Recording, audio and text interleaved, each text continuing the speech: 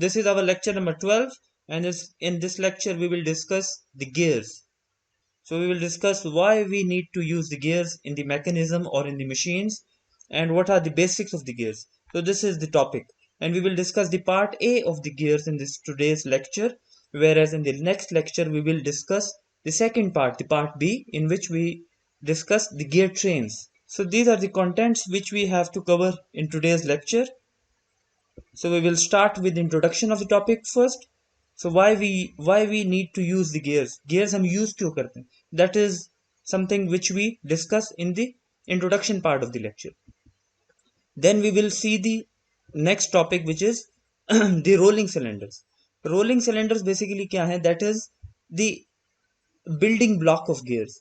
तो जो भी गियर बेसिकली मैन्युफैक्चर होता है या फिर उसको बनाया जाता है, सो बेसिकली स्टार्टिंग पॉइंट जो होता है that is the cylinder.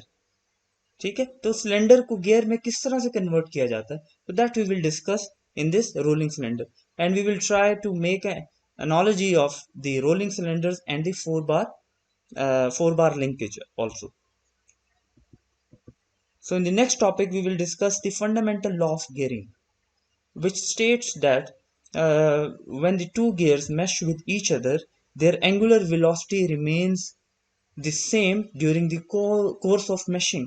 It means कि आपको हमेशा आउटपुट पे एक constant angular velocity मिलती है if you design the gear correctly and according to the specifications. Then you will always get a constant angular velocity for a constant input velocity. Then we will move to the next topic, which is the gear set. Gear set is basically the combination of two or more gears. That is a gear set. So in this topic we will discuss the basics of gears. Basics of gears, and then we will move to the main topic of today's lecture, which is the gear set nomenclature. Nomenclature से मुराद क्या है, वो parameters जिनकी understanding, जिनको जानना हमारे लिए ज़रूरी होगा in order to understand the basics of gears, or in order to manufacture the gears, or in order to use the gears effectively. Okay, so why we use the gears, especially in machines? Whenever we want to transfer the power or the motion from one axis to the another axis, then we use the gears. And gears are there in lot of machines, a lot of mechanisms. Whether we talk about the can openers, which is a very basic machine or tool which we use in the homes, and when we talk about the very complex machines like aircraft carriers, and there are gear sets in aircraft carriers as well, and there are a lot of gears or the combination of gears in the automobiles. Gears जो है basically हर machine हर mechanism का part. तो basically ये हम gears को use क्यों कर रहे हैं, why we are shifting from the linkages to the gears. That is the main point, why we want to use the gears. The main function or the main purpose of using the gears is to transfer the motion from one shaft to the another, or from one axle to the another. The number two function or the number two application of gears is to vary the speed and torque of the input and output shafts. So we will discuss these things in detail in the coming slides. So whenever there is a requirement of change in speed or change in torque of rotating device, then we use gears or a mechanism which has rotary shafts. So there are three different types of rotary shaft mechanism which we can use in order to change the speed and torque of rotating devices. The number one is the gear train, which is the main topic of today's lecture. Gear trains. Gear train, when we have two or more gears, then we call that mechanism a gear train. We have another mechanism which consists of rotating shafts, and that is known as belt drive.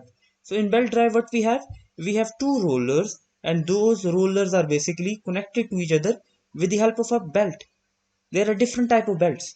We will discuss that belt driven mechanisms in the coming lectures. And there is another rotating shaft mechanism in which we use chain to drive the input and output roller or input and output shaft. So these are basically three mechanisms which we can use in the rotating device to change the speed and torque of input and output shaft. The main function of or the main purpose of kinematic analysis is to calculate the accelerations, because with the help of the accelerations, what we can calculate the forces and then the stresses, and then we then compare the stresses with the strength of the materials. So the same applies to the gear trains or the manufacturing or the designing of the gears as well. तो जब भी हम gear को design करते हैं, so we keep the strength of the material and the dynamic stresses which are producing in the gears in mind. There's a third point which is exclusive for the gear trains, and that is the appropriate gear ratios. So, like I said earlier, the main purpose of gear trains is to change the speed and torque.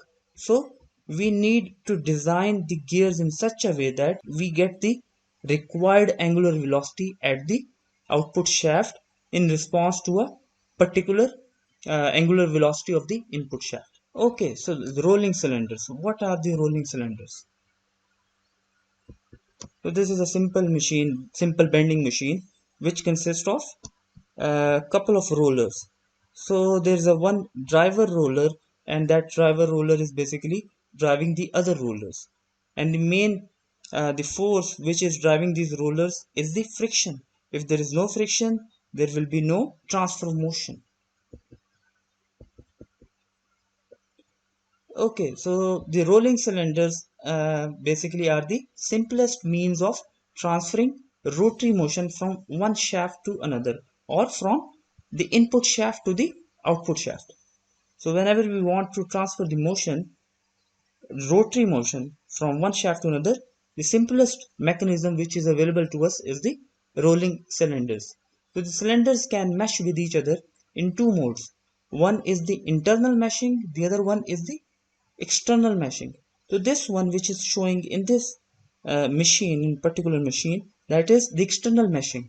External meshing means the both rollers are meshed, the outer portion or the outer periphery of the rollers are meshed with each other. The another mode of meshing of rollers is the internal meshing. Internal meshing is one roller is rotating or rolling inside another big roller. So when the rollers are basically meshed with each other internally, then the direction of rotation of both the rollers are the same. It means that if the input roller is rotating in the clockwise direction, the output roller will also rotate in the clockwise direction. But if the rollers are meshed in external configuration, then the input roller direction of rotation and output roller's direction of rotation will be opposite to each other. So the requirement of rollers or the rolling action is the sufficient friction. If there is no friction between the driver and the driven roller, there will be no transfer of motion, or you can say that the one roller will slip over the another roller. So this is a simple example of rolling cylinders. We have a one roller which is rotating in the clockwise direction, so the other roller will rotate in counterclockwise direction. So if we want to convert this into a 4-bar linkage, so how we can do it? We can do it like this. So this is basically the one of the linkage, the driver linkage, then this is the coupler, and this is the rocker. So this is the conversion of 4-bar linkage into basically rolling cylinders. So what kind of meshing is this one? This is external meshing. That's why the input and output roller have different or opposite direction of rotations. So if you want to convert it into the chain drive or belt drive, what we have to do? We just have to separate these rollers. Then this input roller will be driving the output roller with the help of a belt. There will be a belt around these rollers or a chain around these rollers. So this gear will drive this gear with the help of this belt or chain. So like the simple roller, there is a possibility of slippage when we talk about or when we use the belt to drive these rollers. But when we use the chains, then the possibility of slippage is reduced to an appreciable extent. So that is a belt driven mechanism or a chain driven mechanism. Okay, so now we will talk about the fundamental law of gearing. So fundamental law of gearing states that the angular velocity ratio between the gears of gear set remains constant throughout the meshing. ठीक है, जैसे मैंने अभी आपको पहले बताया, if the input or the driver gear is rotating at a constant angular velocity and we are getting a particular angular velocity at the output gear on the basis of the gear ratio, then that angular velocity ratio will remains the same throughout the machine. जब तक ये दोनों gears आपस में rotate करते रहेंगे, we will get the same angular velocity. So that is the fundamental law of gearing. So angular velocity ratio is what? That is the ratio of angular velocity of the rocker upon angular velocity of the crank. We will use this angular velocity ratio while studying or while examining or analyzing the gear train. But the thing is, this is the output gear and this is the input gear. But when we talk about the radius or the diameters, so that is basically R2 and that is R4. That is D2 and that is D4. Same is the case with the torque ratio. Torque ratio is basically the angular velocity of link 2 over link 4, or you can say that the driver gear over driven gear. Okay? So when we talk about their radius or diameters, then that ratio will be inverted. Instead of input, we will have the output, and then instead of output, we will have the radius of the input gear. So the mechanical advantage of gear set is equal to the torque ratio. Mechanical advantage of that is the output which we are getting in response to a particular input. If the direction of rotation of input gear and the output gear is different, then there will be a negative sign. But if the direction of rotation of both the gears are same, then there will be a positive sign. So when the gear are meshed externally, then what will happen? The direction of rotation of both the gears will be opposite to each other and you will get a negative sign. But when the gears are meshed internally, what will happen? The input and output gear will have the same direction of rotation and you will get a positive sign. Okay. Okay, so this is basically a gear train in which we have at least 4 shafts and a lot of gears which are meshed with each other. All the gears are meshed with each other externally. So the main purpose of using this mechanism or this combination of gear is to exchange torque for velocity. It means if we want to change the torque into speed or angular velocity, or if we want to increase the angular velocity and reduce the torque, then we use mechanisms like this. We use a combination of gears. Or when we want to transfer the motion from one shaft, for example, from this shaft to this shaft, what we have to do? We have to use these gear trains. The input shaft or the input gear, what we have to do? We have to apply the torque on the input shaft or input gear using the motors. We can have different type of motors. We can have electric motor, we can have pneumatic motor, we can have hydraulic motor, or we can use the engines. So these are some of the prime movers for the input gears or the input shaft. जैसे कि हमारे पास जो गाड़ियां हैं, गाड़ी में जो हमारा प्राइम मूवर है, that is basically the engine. Engine is basically moving the crankshaft, and with the help of the crankshaft there is a gearbox, and then we have the transmission, and in the end we are getting the output on the wheels with the help of differential and the axles. So this is a simple relation. If we increase the torque, what will happen? The speed or the angular speed will be reduced, and if we reduce the torque, what will happen?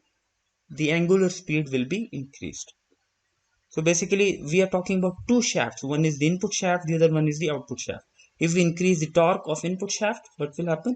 The speed of the output shaft will be reduced, and vice versa. Okay, so now we will move to the gear nomenclature. Nomenclature से मुराद क्या है? We will discuss the different parameters which are involved in the manufacturing of the gears, ठीक है, or in the working of the gears.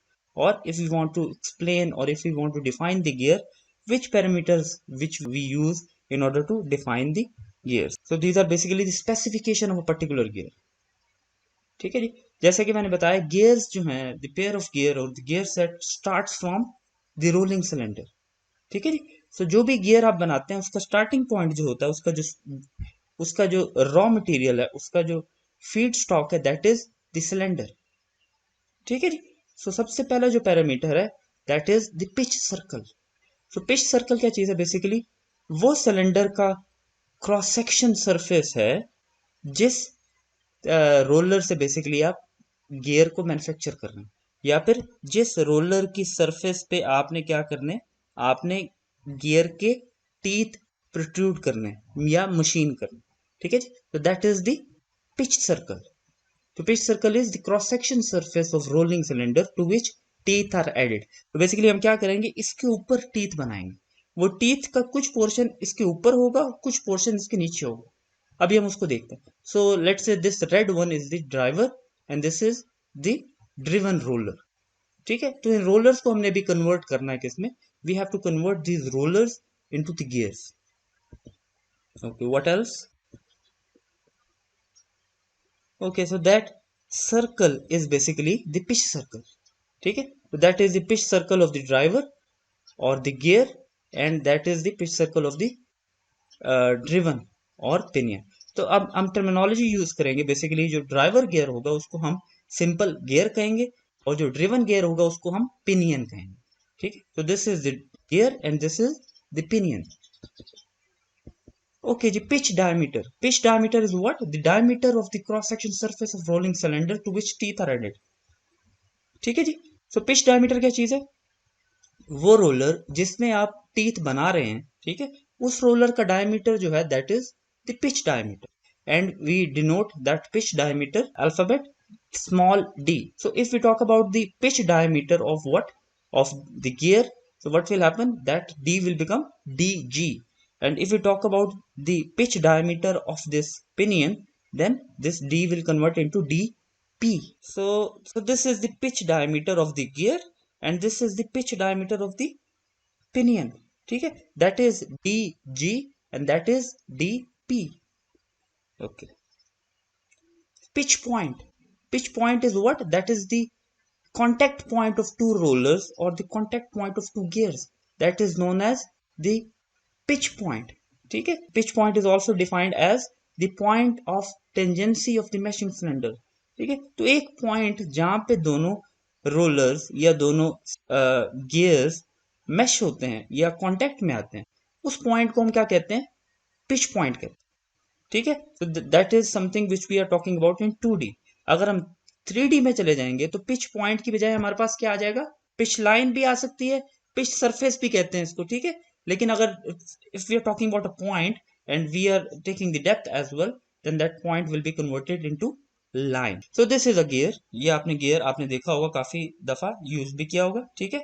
So in this slide what we are watching or what we can see is the two teeth of a particular gear, ठीक है जी। इसके काफी teeth हैं, लेकिन इस screen पे आपको दो इसके टीथ नजर आ रहे हैं, ठीक है। That is total thickness of the gear. So अब इसके ऊपर क्या करेंगे, गियर के नोमेनक्लेचर को डिस्कस करेंगे। So the first parameter is the face width. तो face width is what? That is the width और the depth of the gear, ठीक है जी।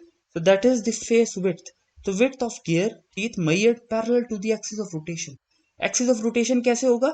ये axis of rotation, ठीक है। ये axis है जिसके अराउंड ये gear रोटेट करेगा, ठीक है। That is the axis of rotation. So face width जो है measure हो रहा है, that is also along the axis of rotation. So that is the face width, ठीक है। एरिया की बात नहीं हो रही, width की बात हो रही। It means the unit of face width will be unit of length. It can be inch, it can be millimeter, it can be centimeter, anything.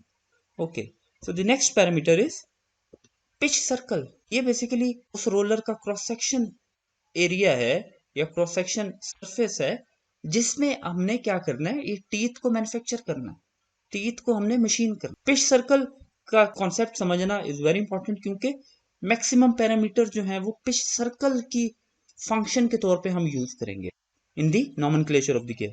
आपके पास जो रोलर, लेट से जो आपको फीड स्टॉक आएगा ना रोलर, ठीक है, वो रोलर बेसिकली उसका जो डायमीटर है वो पिच सर्कल के डायमीटर के इक्वल नहीं है। इसका मतलब ये है कि जो आप जहां से स्टार्ट करेंगे वो स्टार्टिंग पॉइंट जो आपके पास फीड स्टॉक का होगा, ठीक है, उसमें आप मटेरियल अबव तो ऐड नहीं कर सकते, हमेशा उसके नीचे ऐड करेंगे। लेकिन जब वो गियर बन जाएगा तो उस गियर बनने के बाद बेसिकली इमेजिनरी आपके पास सर्कल बनता है जो कि बेसिकली टीथ को दो हिस्सों में डिवाइड करता है, अबव और बिलो। ठीक है, वो जो इमेजिनरी सर्कल है that is the pitch circle. Okay, so that pitch circle is the cross section surface. देखिए, this is imaginary circle, cross section surface of rolling cylinder to which teeth are added. जब added की बात होती है तो basically added से मुराद ये है कि इस इमेजिनरी सर्कल के ऊपर भी कुछ टीथ का पोर्शन है और कुछ पोर्शन इस इमेजिनरी सर्कल के नीचे है। ठीक है, लेकिन इसका मतलब ये नहीं है कि आपके पास ओरिजिनल जो रोलर था उसका डायमीटर ये है। तो इस पिच सर्कल का जो डायमीटर होगा उसको हम क्या कहेंगे, उसको हम पिच डायमीटर कहेंगे। उसको हम डिनोट करते हैं with the letter small D. ठीक है, जो साइज ऑफ द गियर है that is also denoted by this pitch diameter. तो अगर आपको गियर चाहिए पर्टिकुलर स्पेसिफिकेशन का, तो वो आप उसके पिच डायमीटर के थ्रू आप डिमांड कर सकते हैं पर्टिकुलर गियर। ठीक है, पिच डायमीटर बता सकते हैं एंड नंबर ऑफ टीथ बता सकते हैं, तो उससे आपको पर्टिकुलर साइज का गियर मिल सकता है। Okay, so we will go to the next one. तो this is very simple, that is the top land. तो ये बेसिकली वो एरिया है टीथ का which is the top area, that is known as the top land. तो if we have like multiple teeth, तो सबका top land का area जो होगा that will be same. तो top land का जो unit होगा that will be length square, जैसे कि face width का था length. Okay, so the next parameter is the face. So जो आपके पास अब teeth का side face बनता है, जैसे ये है, जैसे ये है, तो साइड फेस को हमने दो हिस्सों में डिवाइड कर लिया, और वो दो हिस्सों में डिवीजन किस तरह हुई है, with the help of this pitch circle. ठीक है, ये पिच सर्कल इस फेस को दो हिस्सों में डिवाइड कर रहा है। जो इस फेस को दो हिस्सों में डिवाइड कर रहा है, इसका अपर जो पोर्शन है that is known as the face. ठीक है, the side surface of gear teeth above pitch circle, pitch circle के ऊपर जो area that is known as the face, whereas जो इसके नीचे एरिया है that is known as the flank. ठीक है, this is also the area, we are talking about the area surface of gear teeth below the pitch circle, that is known as the flank. So now we talk about the profile, gear teeth profile. So gear teeth profile क्या चीज है, basically the curved formed by the face and flank of the teeth. So ये profile है gear की profile. ठीक है, ये gear profile किस तरह बनती है हमने देखना, क्या क्या पैरामीटर इसके लिए चाहिए होते हैं, और इसको हम किसी भी कैट सॉफ्टवेयर में किस तरह डिजाइन कर सकते हैं, वो सारी चीजें हम आज डिस्कस करें। ये पूरी जो प्रोफाइल है इसको इन्वॉल्यूट प्रोफाइल कहते हैं। Okay, so the next parameter is the addendum circle. Addendum circle क्या चीज है, basically that is a circle which is formed by joining the top surface of the teeth. ठीक है, ये जो टॉप एज है इनको ज्वाइन करते जाएं तो आपके पास जो सर्कल मिलेगा that is the addendum circle.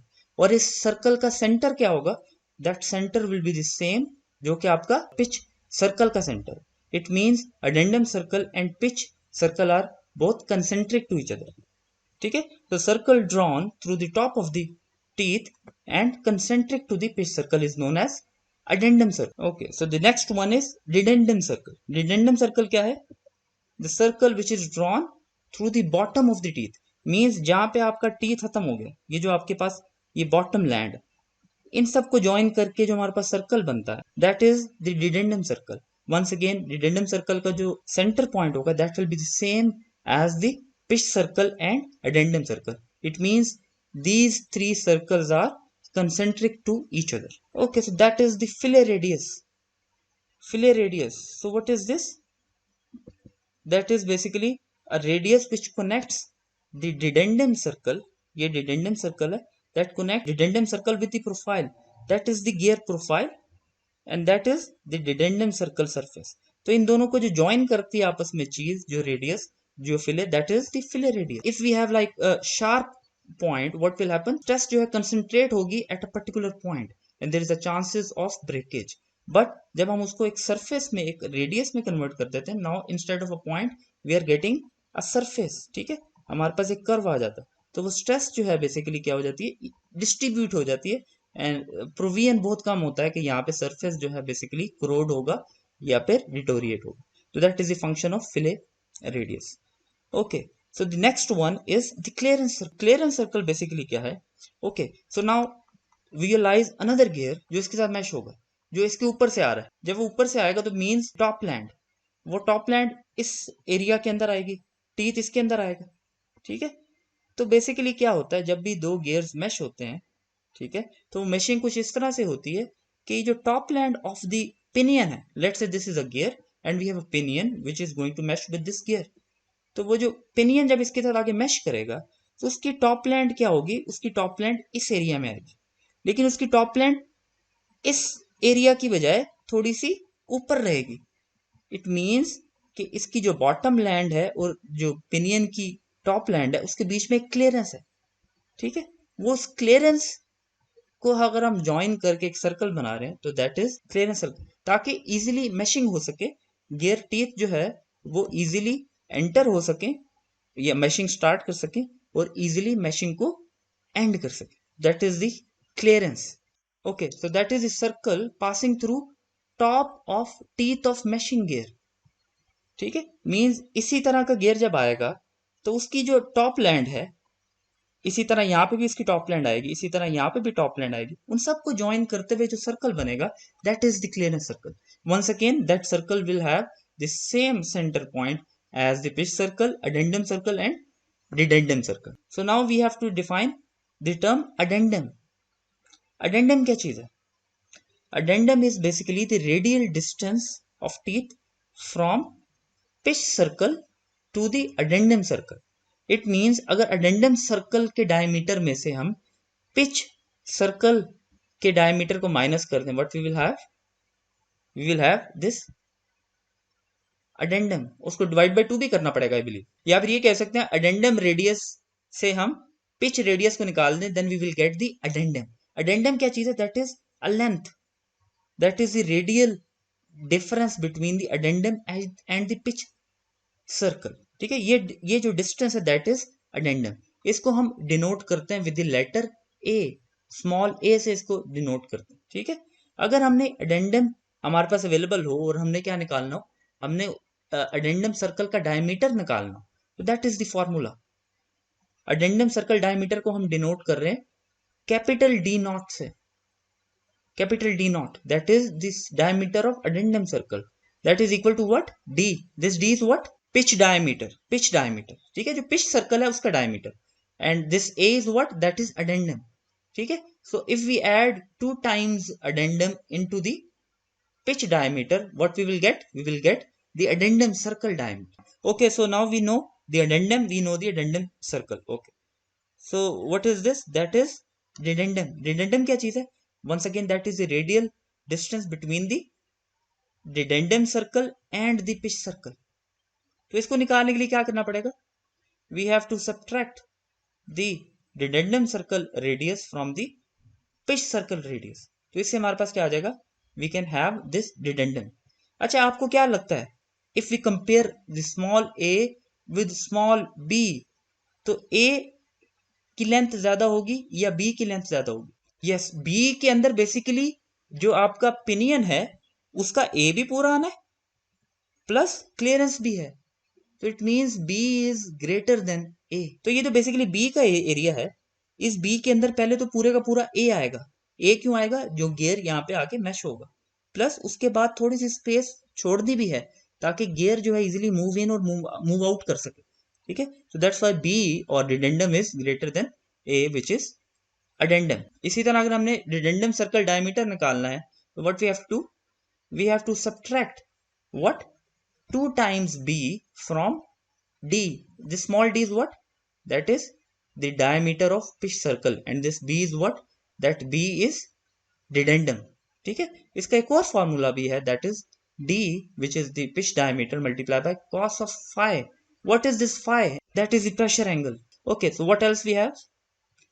So the next one is total depth of the gear. So that is the radial distance between the addendum circle and dedendum circle. It means अगर हम radius of addendum circle में से radius of dedendum circle निकाल दें, what we will get? We will get the total depth which is denoted by small ht.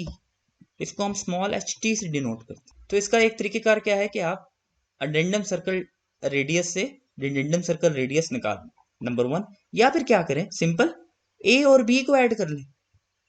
ए और B क्या थे? A is addendum and B is the dedendum, तो उससे हमारे पास ये वाली लेंथ आ जाएगी which is known as the total depth. अगर रेडियाई की बात करें तो दोनों को सब्ट्रैक्ट करेंगे, लेकिन अगर अडेंडम और डिडेंडम की बात करें तो फिर दोनों को ऐड करेंगे। ये डायमीटर नहीं है, दैट शुड बी रेडियस, ठीक है। और अगर डायमीटर करें तो डिवाइड बाय 2 भी करना पड़ेगा। Okay, so the next one is what, that is the working depth. Working depth is what, that is the radial distance from the addendum circle to the clearance circle. ये working depth है।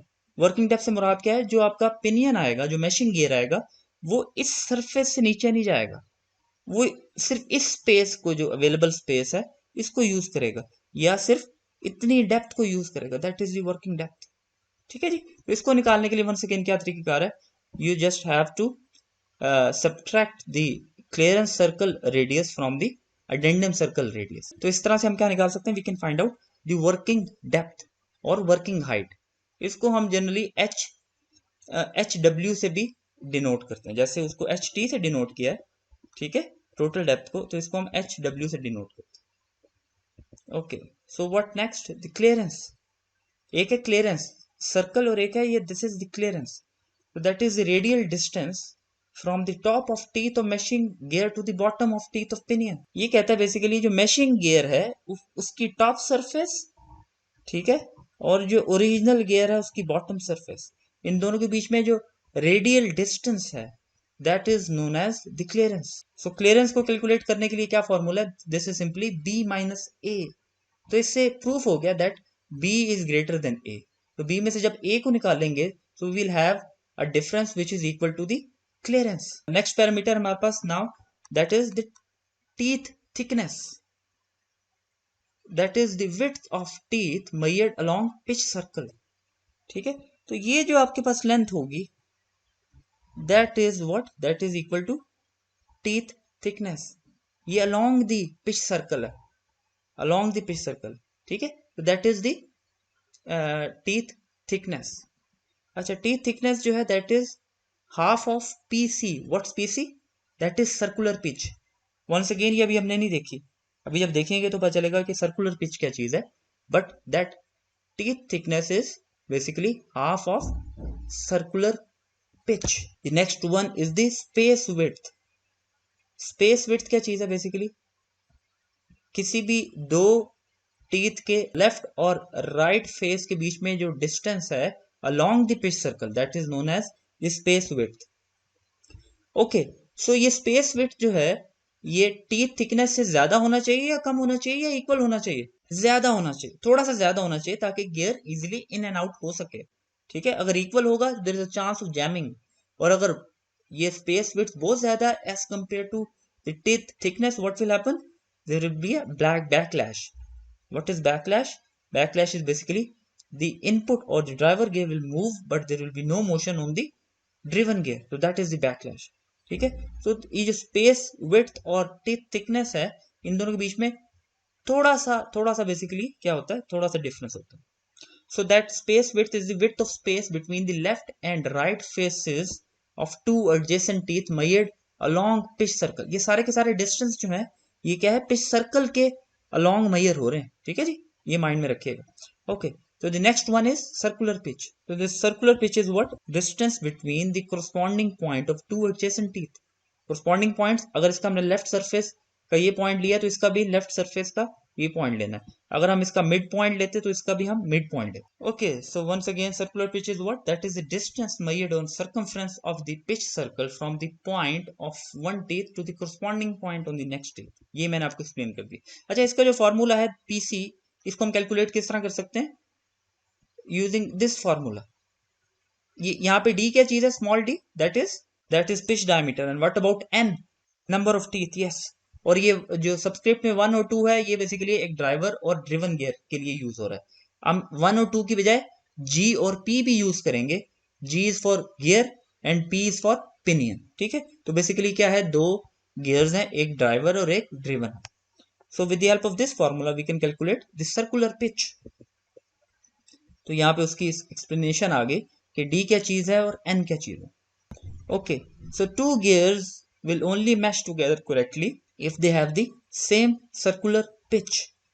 it means कि आपके पास जो gear set बनेगा, mashing gears बनेंगे, उनकी circular pitch same होनी चाहिए irrespective of their pitch diameter different हो सकते हैं, होने भी चाहिए, ठीक है, if you want to vary the speed और टॉर्क, लेकिन उनकी जो सर्कुलर पिच है that should be equal. Okay, उसके बाद नेक्स्ट पैरामीटर है हमारे पास, that is diametral pitch. Diametral pitch is something which is denoted by P D, और ये क्या चीज है, that is n by D. n क्या चीज है, that is number of teeth, and small D is pitch diameter. तो इसको अगर हम वर्ड्स में देखें तो that is number of teeth पर इंच कि जो आपके पास पिच सर्कल है, ठीक है, पिच सर्कल का अगर हम 1 इंच का लेंथ लें, उसके अंदर कितने टीथ आते हैं, that is the diametral pitch. इसका एक और फॉर्मूला भी है, that is pi over PC. PC क्या चीज था, सर्कुलर पिच। तो the next one is base pitch. Base pitch is basically to pitch measured along the base circle circumference. अभी हमने बेस सर्कल किस तरह डिफाइन करना है, ठीक है, उसको किस तरह ड्रॉ करना है, उसका कोई फॉर्मूला या उसका भी कोई मेथड नहीं देखा, उसको जब हम कैड में जब जाएंगे तो तब देखेंगे। अभी सिर्फ हमें ये पता है कि बेस पिच जो है that is denoted by P B, and that is equal to T C. P C is circular pitch multiply by cos of phi, where phi is what, that phi is pressure angle. Okay, next module. अच्छा, जो gears हैं generally, एक और specification जो कि gears के साथ associated है, जो कि वाइडली यूज होता है, that is the module. Module is denoted by small m, and that is the ratio of pitch diameter divided by number of teeth module, which is d by n। Circular pitch equal होनी चाहिए gear और pinion की, इसी तरह module जो है वो भी इक्वल होना चाहिए गियर और पिनियन का। ओके जी, बैकलैश। बैकलैश मैंने एक्सप्लेन किया, that is basically the angular displacement of the driver gear against which you will not get any angular displacement of the driven gear, that is the backlash। तो backlash के unit क्या होंगे, unit of angle, it can be radian, it can be degrees, it can be minutes, it can be seconds। So this is the formula which is used to calculate this backlash angle। ये backlash angle basically calculate इस तरह से हुआ है कि manufacturing के वक्त tolerances की वजह से ये जो प्रेशर एंगल है, ये प्रेशर एंगल चेंज हो गया, या फिर ये जो आपके पास सेंटर डिस्टेंस है वो चेंज हो गया, ठीक है। तो इन दोनों के चेंज होने की वजह से आपका जो बैकलैश है वो किस तरह चेंज होगा, ये बेसिकली इस फॉर्मूला के थ्रू पता चलता है। इस फॉर्मूला में देखिएगा what we have this centre distance. ये सेंटर डिस्टेंस से मुराद क्या है, that is the distance between the centres of gear and pinion. और डेल्टा सी से क्या मुराद है, means original centre distance minus the new centre distance, ठीक है। तो that is delta capital C. एक स्मॉल सी था which is clearance, that is capital C which is the centre distance. तो delta C error in centre distance, that is equal to tan of phi divided by pi dp। dp क्या चीज है, that is the pitch diameter of pinion, ठीक है। तो इस formula के through हम क्या निकाल सकते हैं, we can calculate the change in backlash. हम आइडियली ये एज्यूम करें देयर इज नो बैकलैश, ठीक है, लेकिन सेंटर डिस्टेंस दोनों गियर्स का चेंज हो गया ड्यू टू मैन्युफैक्चरिंग असेंबली करते हुए, उसकी वजह से हमारे पास कितना बैकलैश आएगा वो हम कैलकुलेट करें। So if there is no backlash it means the teeth thickness and teeth space जो विड्थ थी बेसिकली वो दोनों क्या है, इक्वल। लेकिन एक्चुअल में ऐसे नहीं होता, एक्चुअल में जो टीथ की थिकनेस होती है that is always less than the teeth space और स्पेस विड्थ, ठीक है, जिसकी वजह से हमारे पास बैकलैश आता है। और बैकलैश बेसिकली हम क्यों डालते हैं, that is to prevent the jamming. Jamming क्यों हो सकती है, आइडियली अगर हर चीज जो है एज पर द प्लान बने तो there should be no jamming, ठीक है। लेकिन एक्चुअल में क्या होता है, आपके पास जब भी मैन्युफैक्चरिंग करते हैं तो उसकी टॉलरेंसेस की वजह से कुछ ना कुछ आपके पास एरर्स आ जाते हैं। प्लस चूंकि मेटल के गियर जो है मेटल के बनते हैं तो आपके पास थर्मल एक्सपेंशन की वजह से भी जैमिंग हो सकती है। तो इसलिए बेसिकली हम थोड़ा सा क्लियरेंस का पोर्शन रखते हैं ताकि हम क्या कर सकें, ताकि हम जो है जैमिंग जो है गियर्स की उसको प्रिवेंट कर सकें। Now we have the formula of gear ratio. Gear ratio that is denoted by mg। mg is equal to what, that is equal to mv is what, angular velocity ratio, and mt is torque ratio। तो ये basically क्या होना चाहिए, इसके लिए हमारे पास सिर्फ एक पॉइंट है, एक कंसिडरेशन है, that M G should be greater than 1।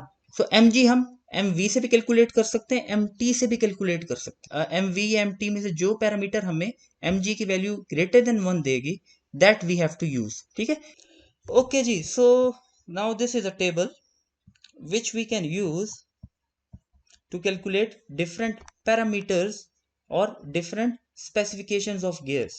AGM में हमारे पास एक क्या है, एसोसिएशन है, which is American gear manufacturing association. ठीक है, तो उसने बेसिकली हमें ये कुछ गाइडलाइंस दी हैं जिसकी मदद से हम अननोन पैरामीटर्स को निकाल के गियर को मैन्युफैक्चर या डिजाइन कर सकते हैं। ठीक है, इसमें देखिएगा जो पैरामीटर यूज हो रहा है पैरामीटर्स को कैलकुलेट करने के लिए, वो क्या चीज है, दैट इज पीडी।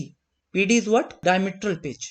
डायमीट्रल पिच क्या चीज है, basically number of teeth per unit length. तो उस पैरामीटर के थ्रू हम जो है वो सारे के सारे बाकी पैरामीटर्स को निकाल रहे हैं। तो आपके लेफ्ट पे जो फर्स्ट कॉलम में पैरामीटर्स हैं सारे वही हैं जो कि हमने अभी डिस्कस किए हैं, जो हमने अभी देखे हैं डिफरेंट स्लाइड्स के ऊपर। ठीक है, तो ये सारे पैरामीटर्स हम कैलकुलेट कर सकते हैं using the PD, only just one parameter. So अब अभी एक और डायग्राम यूज करते हैं। ठीक है, इसमें हम जो बाकी पैरामीटर्स हमारे कुछ रह गए हैं वो हम इसमें एक्सप्लेन करेंगे। अब हमें क्या नजर आ रहा है, once again we have two gears. वो दो गियर्स जो है वो उनके एक एक टीथ नजर आ रहा है और दोनों मैश हुए हैं। सो ये जो हमारे पास डॉटेड लाइन है ये क्या चीज है, basically that line is joining the centres of gear and pinion. So यहां से लेके यहां तक का जो डिस्टेंस होगा उसको हम क्या कहेंगे, that is capital C, that is centre distance, which is equal to R P plus R G. R P क्या चीज है, radius of pinion, and where as R G is radius of gear. ये हमारे पास gear का centre point आ गया और ये हमारे पास पिनियन का सेंटर पॉइंट आ गया, ये एक्सिस ऑफ रोटेशन आ गया। तो ये जो आपका पॉइंट ऑफ कांटेक्ट है between the teeth, that is known as pitch point. ठीक है, और ये यहां पे एक सर्कल होगा, वो सर्कल कौन सा होगा, that is the pitch circle. Pitch circle of gear और pitch circle of pinion, that is the pitch circle of gear. Left पे गियर है, राइट पे पिनियन। तो distance from the centre of the gear to the pitch circle of gear is known as the pitch radius of gear, which is denoted by Rg. इसी तरह we have the pitch circle of pinion and the distance, radial distance between the center of pinion and the pitch circle is known as pitch radius of pinion, which is denoted by Rp. Okay, so this is a common tangent. Common tangent between what? Between, देखिए ये profile है ना, जैसे हमने profile discuss की थी, तो that is a curvilinear profile of pinion, that is a curvilinear profile of gear, और इन दोनों के बीच में जो कॉमन टेंजेंट है वो हमने ड्रॉ कर लिया, उसी तरह जिस तरह हम कैम फॉलोअर में कॉमन टेंजेंट ड्रॉ करते थे। सो अब कॉमन टेंजेंट अब ड्रॉ कर लिया तो हम क्या कर सकते हैं, इसका एक नॉर्मल भी ड्रॉ कर सकते हैं। ठीक है जी, कॉमन टेंजेंट का नॉर्मल जो ड्रॉ होगा that is basically the axis of transmission. Axis of transmission means कि इस लाइन के अलोंग बेसिकली आपके पास क्या होगा, ये मोशन आपको मिलेगा। ठीक है, या इस लाइन के अलोंग आपके पास जो फोर्स है वो एक्ट करेगी। Okay, so what else we have the velocity at pitch point. ठीक है, तो पिच पॉइंट पे जो वेलोसिटी एक्ट करेगी वो किस तरह एक्ट करेगी, क्योंकि ये आपके पास सर्कुलर मोशन में है तो वेलोसिटी हमेशा कैसे एक्ट करती है, अलोंग द टेंजेंट। तो ये along the tangent of circular path act करेगी, that is the velocity at pitch point. The angle between this velocity vector and this axis of transmission, that is the pressure angle। ठीक है, इसको एक और तरीके से एक्सप्लेन कर सकते हैं, that is the angle between the center distance line and a line which is perpendicular to the axis of transmission। So pressure angle is also known as angle of obliquity, so that is the angle between the axis of transmission and the direction of velocity at pitch point। ठीक है जी, जब भी gears को manufacture करते हैं जाहिर बात है उसके लिए हमें टूल चाहिए which is also a gear. Gear manufacturing tool होता है, वो खास प्रेशर एंगल्स पे मैन्युफैक्चर हुआ होता है, उसकी मदद से जो गियर्स बनते हैं वो भी जाहिर बात है उसी प्रेशर एंगल पे बनते हैं। So these are some common pressure angles which are used in the manufacturing of gears. इसमें से 14.5 जो है that is now obsolete and this is the most commonly used pressure angle in the gear manufacturing. ठीक है जी, 20 degree pressure angle.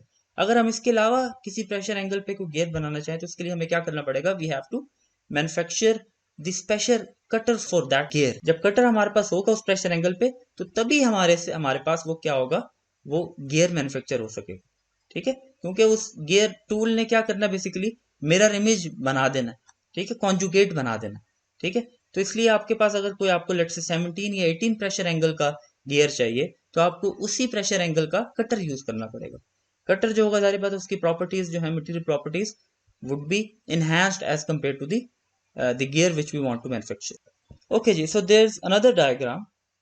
इसमें मजीद कुछ parameters जो है एक्सप्लेन होंगे।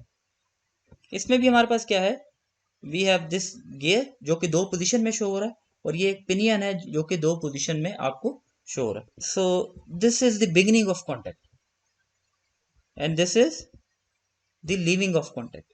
इट मींस जो पिनियन है उसकी डायरेक्शन ऑफ रोटेशन क्या है, clockwise. Yes, that is moving clockwise, that's why पहले ये चीज कांटेक्ट में आई, उसके बाद ये पॉइंट मूव करता करता करता ये यहाँ पे आया और यहाँ से जो है ये कांटेक्ट को लीव करके गियर बाहर निकल, ठीक है जी। तो these are the 2 points, beginning of contact and leaving of contact. Okay, so what else we have, that is the pitch point. ये हमें पता पिच पॉइंट क्या चीज है, जारी बात है वो जब मूव करता हुआ आएगा तो इस पॉइंट से भी गुजरेगा, तो दैट इज पिच पॉइंट। अब इन तीनों पॉइंट्स को जो हम ज्वाइन कर देते हैं, ठीक है, जो हमारे पास ये लीनियर डिस्टेंस बनता है, linear distance not the radial distance, तो that linear distance is known as length of action और उसको डिनोट करते हैं हम विद द अल्फाबेट जी। वो पर्टिकुलर टीथ जब इंट्रूड करता है गियर के अंदर, ठीक है, और जब एक्सट्रूड करता है, ठीक है, तो वो दोनों इंस्टेंसेस के बीच में जो डिस्टेंस कवर होता है, वो जो डिस्टेंस है that is the line of action, that is the intersection of the respective addendum circles with the line of action. अब ये अडेंडम सर्कल्स कहां से आ गए, बेसिकली क्या है, देखें, एक इसका अडेंडम सर्कल है, ठीक है, और एक इसका अडेंडम सर्कल है, तो इन दोनों की जो इंटरसेक्शन है that is basically the line of action. आप थोड़ा विजुअलाइज कर सकते हैं अडेंडम सर्कल्स कैसे बन रहे हैं। अडेंडम सर्कल कैसे बनता है, टॉप सरफेस से बनता है, तो ये एक सर्कल आपके पास ये आ रहा है, ठीक है, और एक सर्कल आपके पास यहां से ये बन रहा है, ठीक है। तो इन दोनों की जो इंटरसेक्शन है that is the length of action. The radius of pinion that is what, addendum of pinion that is the radius of pinion, once again that's the pressure angle, that is radius of gear, और ये सारे parameters हमें पता है, तो इसकी मदद से हम क्या निकाल सकते हैं, we can calculate the length of action which is in the unit of length.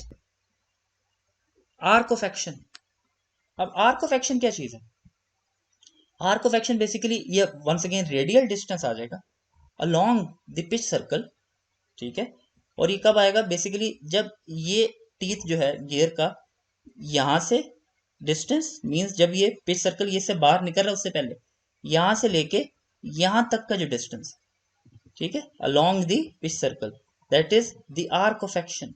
So arc of action is basically distance along pitch circle with in the mash. ये वो मैशिंग का एरिया ना जिसमें मैशिंग हो रही है, actual means आपका contact start और एंड हो रहा है इन दिस लेंथ और लेंथ ऑफ एक्शन, ठीक है। तो इस लेंथ ऑफ एक्शन के बीच में जो आपके पास पिच सर्कल के अलोंग जो डिस्टेंस है that is known as the arc of action. वो जो पहला था लेंथ ऑफ एक्शन वो बेसिकली लीनियर डिस्टेंस था, ये जो है basically along the pitch circle है, that is the arc of action. Okay, what else we have, okay, so दो पैरामीटर्स हमारे पास और यहाँ पे डिफाइन होते हैं, दो angles, one is the angle of recess which is the angle between, आपके पास जो आर्क ऑफ लेंथ है उस पॉइंट से आप क्या करें, सेंटर पे एक लाइन ड्रॉ करें, ठीक है, इस लाइन के बीच में और जो आपके पास दोनों एक्सिस ऑफ रोटेशन को ज्वाइन करती हुई लाइन है उन दोनों के बीच में जो आपके पास एंगल है that is known as the angle of recess, where as angle of approach वो क्या चीज है, that is the angle between the lines. इस पॉइंट के करस्पॉन्डिंग जो सर्कुलर पिच पे पॉइंट है मींस जहां पे ये गियर से बाहर निकल रहा है या गियर के अंदर आ रहा है यहां से, ठीक है, इस पॉइंट से और इस पॉइंट से कंबाइन करके जो लाइन बन रही है उस लाइन के बीच में और जो ये सेंटर्स को कंबाइन करके लाइन बन रही है इन लाइन के बीच में जो एंगल है that is known as the angle of approach. What else we have, then we have another parameter is known as the contact ratio. Contact ratio निकालने का फॉर्मूला ये है, ठीक है, कॉन्टैक्ट रेशियो क्या चीज है, basically that is the average number of teeth in contact at any time. इससे क्या मुराद है कि आप किसी भी इंस्टेंट पे देखें तो हम ये देखना चाहें कि कितने टीथ जो हैं वो कांटेक्ट में हैं विद ईच अदर, ठीक है, कितने टीथ कांटेक्ट बना रहे हैं या इंटरमीडिएट स्टेज पे हैं या कांटेक्ट को लीव कर रहे हैं, तो that is the contact ratio. We can find out this one using this formula which is z over pb। z क्या चीज है? That is the length of action divided by base circle pitch. ठीक है जी। इसका एक और formula, अगर हमारा बेस सर्कल पिच ना अवेलेबल हो बल्कि डायमीटरल पिच अवेलेबल हो, प्रेशर एंगल अवेलेबल हो, तो हम MP जो है विच इज कॉन्टैक्ट रेशो, हम वो इससे भी निकाल सकते हैं। कॉन्टैक्ट रेशो के बारे में ये जानना जरूरी है कि it should be greater than 1, ताकि एक पर्टिकुलर टाइम पे एटलीस्ट एक से ज्यादा गियर जो है वो मैश हो, ताकि आपके पास अच्छी लोड डिस्ट्रीब्यूशन आ सके। ठीक है, ताकि वो जो लोड है दोनों गियर्स के बीच में, जो कि ट्रांसफर ऑफ मोशन हो रहा है, ठीक है, तो वो एक टीथ से ज्यादा टीथ जो है वो आपस में मैश हुए हों, ताकि जो है लोड ट्रांसफर हो सके। स्पर गियर्स में ये जो है that is 1.4। It means at any instant at least 1.2 to 1.4 gear should mesh with each other. ठीक है, अदरवाइज क्या होगा, there is a possibility of breakage in the teeth. ठीक है, क्योंकि आपके पास एक ही पॉइंट पे सारा लोड जो है फोकस हो रहा होगा, ठीक है, डिस्ट्रीब्यूट हो रहा होगा, तो देयर इज अ पॉसिबिलिटी कि आपका गियर टीथ जो है वो क्या हो जाए, वहां से डैमेज हो जाए, टूट जाए, या फिर सरफेस जो है डिटोरिएट हो।